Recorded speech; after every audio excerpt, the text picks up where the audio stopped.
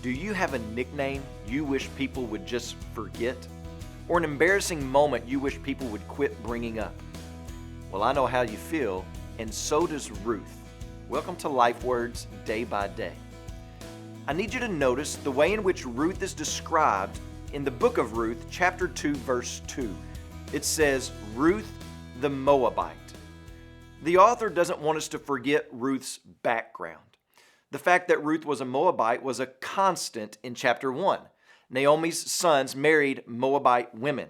Naomi begged these women to go back to Moab. And then in the last verse of chapter 1, we get it again. Naomi returned and Ruth the Moabite with her.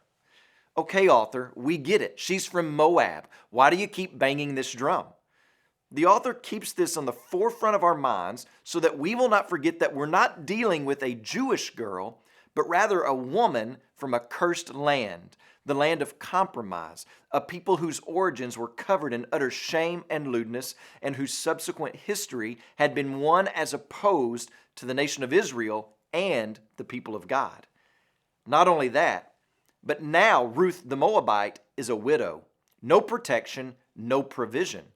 And now she's in a foreign land, the only person she knows being Naomi, but everyone sure does know about her, that she's a Moabite. And now she's going to pick up scraps. She's not volunteering to go to the grocery store to shop so that Naomi will not have to. She's volunteering to go rummage through other people's trash in order to scrape up enough food to eat for the day. We're not talking about gaining a full belly, but rather eking out enough to live. That's her condition, a Moabite, a foreigner, a widow who is starving. But somewhere along the way, Ruth learned of the law in Israel that called upon farmers to leave some leftovers for the poor to pick up.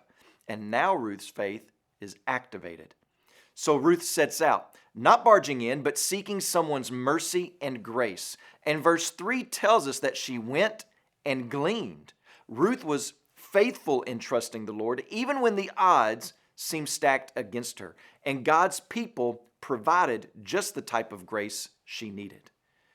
I pray that your church is a people who provide for the down and out, but not just physically, but mainly spiritually. And I pray that your church is a people who are faithful in trusting the Lord, even when circumstances are against her. When you pray today, please remember B.J. Sanders and his family are missionaries in Papua New Guinea. Also, remember the American Sign Language Life Word broadcast that's seen in the United States.